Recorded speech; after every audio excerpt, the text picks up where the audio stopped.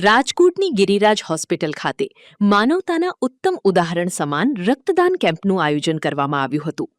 આ કેમ્પનો મુખ્ય ઉદ્દેશ્ય થેલેસેમિયા પીડિત માસૂમ બાળકો અને ઇમરજન્સીમાં લોહીની જરૂરિયાત ધરાવતા દર્દીઓને સમયસર રક્ત ઉપલબ્ધ કરાવવાનો છે.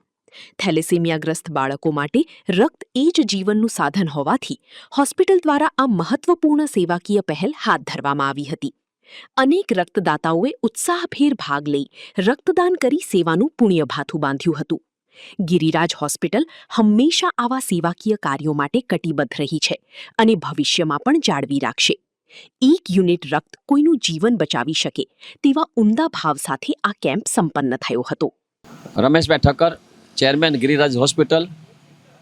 છેલ્લા ઘણા વર્ષોથી અમે લોકો હોસ્પિટલ ચલાવીએ છીએ. સાથે સાથે લોહીની એટલી જરૂરિયાત એટલી બધી વધી રહી છે. અકસ્માત હોય, પ્રેગ્નન્ટ લેડી હોય, કોઈ એવા રોગ થયા જ્યારે ઓપરેશન હોય ત્યારે જે લોહીની જરૂરિયાત હોય છે ત્યારે લોહીની જે શોર્ટેજ સમજીને અને જરૂરિયાત પણ એટલી સમજીને, કારણ કે લોહી બનાવી શકાતું નથી.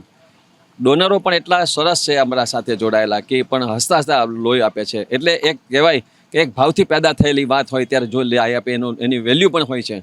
લોહી કિંમતી ખૂબ છે, પણ આપવું એ પણ એક અધિકાર છે અને એક સારો છે, પ્રયાસ છે. કારણ કે આપવાથી 48 કલાકમાં પાછું લોહી એટલું તો મળી જાય છે, પણ લોહી આપ્યા પછી 3 લોકોની નવી જિંદગી મળે છે. તો આપણે ફરી જે વાત લોકોને કહું, આવા કેમ્પનું લોકો બધા જ આયોજન કરે, ખૂબ લોકો જોડાય અને એની વ્યવસ્થા સંભાળે તો લોહીની જરૂરિયાત આપણા રાષ્ટ્રને ખૂબ છે, લોકોને ખૂબ છે. તો અમે સૌ સાથ મળે એવી મારી વિનંતી અને પ્રાર્થના. જે મારો જન્મદિવસ છે 1 જૂન, પણ આ વખતે અહીંયા કોઈ લોકો હતા નહીં 1 જૂન, એટલે અમે 7 તારીખે ગોળ્યો છે, કોઈ પણ રવિવારે.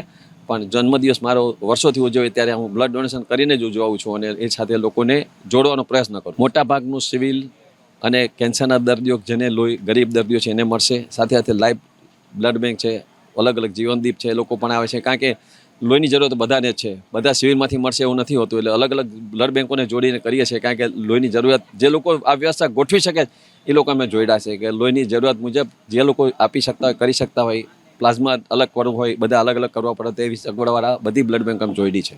ખૂબ સરસ તમે પ્રશ્ન પૂછ્યો. અત્યારે જે રીતે હું જોઈ રહ્યો છું બ્લડ ડોનેશન કેમ્પ જે રીતે થઈ રહ્યા છે અને કરી રહ્યા છે, મેં પહેલાં જ કીધું બ્લડ વેચાતું મળશે ને મળતું પણ નથી, ક્યારે બની પણ શકતું નથી.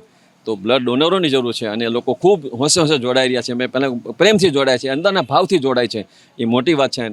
વધી જાય છે કારણ કે અકસ્માતના, પ્રેગ્નન્સીના લોકોને કુપોષણના હિસાબે જે વધી રહ્યા છે એમાં કોઈ લોકોને જરૂર પડે છે. એવી ટાઈમે બ્લડ ડોનરો વધારવાની જરૂર છે અને એ પણ પ્રયત્ન છે. એ જરૂરિયાત આપણને ખબર છે કેટલી છે, તો એ માટે આપણા પ્રયત્નમાં સૌ સાથે સામેલ થાય તો પ્રાર્થના કરું છું.